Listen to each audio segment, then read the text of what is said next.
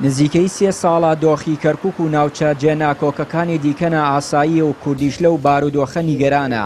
ئەمەش لە کاتێکدایە لە ماوەی ڕابردوودا یەکێتی و پارتی دەیانتوانی ڕێک بکەون و ئەو دۆخە ئاسایی بکەنەوە، بەڵام بە هۆی ڕووداوەکانی 16 ئۆکتۆبەر و دەرهاویشتەکانی و ناکۆکی نێوان ئەو دوو حزبە تا ئێستا کەرکووک لەژێر حکمی سەربازیدایە و بە دۆخێکی نائاساییدا تێدەپەڕێت.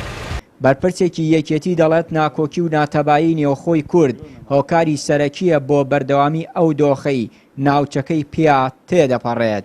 دۆخەکە لە کەرکووکە ئاسانە ئاسایی بکرێتەوە بە مەرجێک کورد یەکگرتوو بێ، یەکڕیز بێ، یەک بەرنامی هەبێ، بەڵام ئێستا بەداخەوە ئێمە تا ڕادەیەک یەکگرتوو نین، یەک بەرنامە و یەک ئاراستەشمان نییە بۆ کارکردن. بۆیە ئەم تێکچوونی ناوماڵی کوردی بۆتە بیانوویەک یا بۆتە هۆیەک کە بۆ ئەوەی نیارەکانمان بتوانن زیاتر وەزعی ئەمنی بەلای خۆیانە ڕابکێشن و لە خزمەتی خۆیانە و لە خزمەتی پێکهاتی عەرەبا بەکاری بێنن.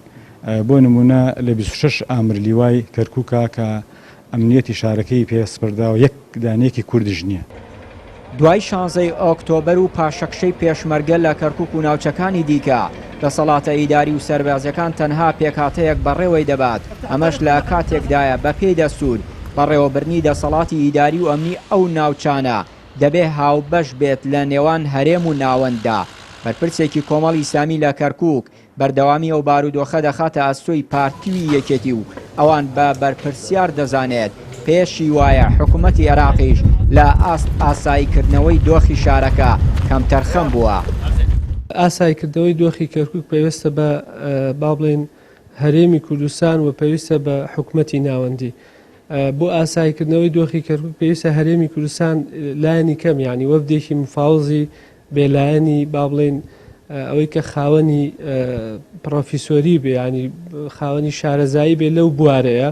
حکوومەتی هەرێمی کوردستان ئەمەی نییە و پێویستمان بە لێک تێگەیشتنە لە بینی هێز و لایەنە سیاسیەکان. تا ئێستا ڕوئیایەکی ڕوون نییە بۆی کە ئەو دۆخەی بەسەر کەرکووکە هاتووە هۆکارەکەی چییە، هەندێک بە تەخوین و هەندێک بە موامەرە و هەندێک بە داگیرکردن و یعنی ئەم دۆخە چەقبەستووەی کە کەرکووکی وا لێ کردووە پشکی هەرە زۆری خەتای کورد خۆیەتی و لە ناو کوردایەکێتی و پارتی بە دەرجەیەک بەرپرسن لێ.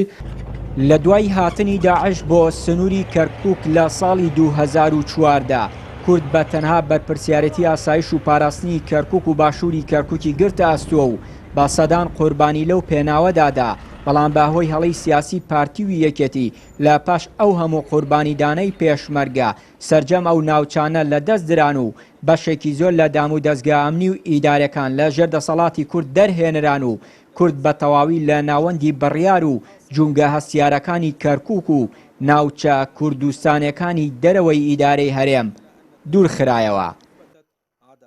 چیانوری کەناڵی ئاسمانی پەیام، کەرکووک.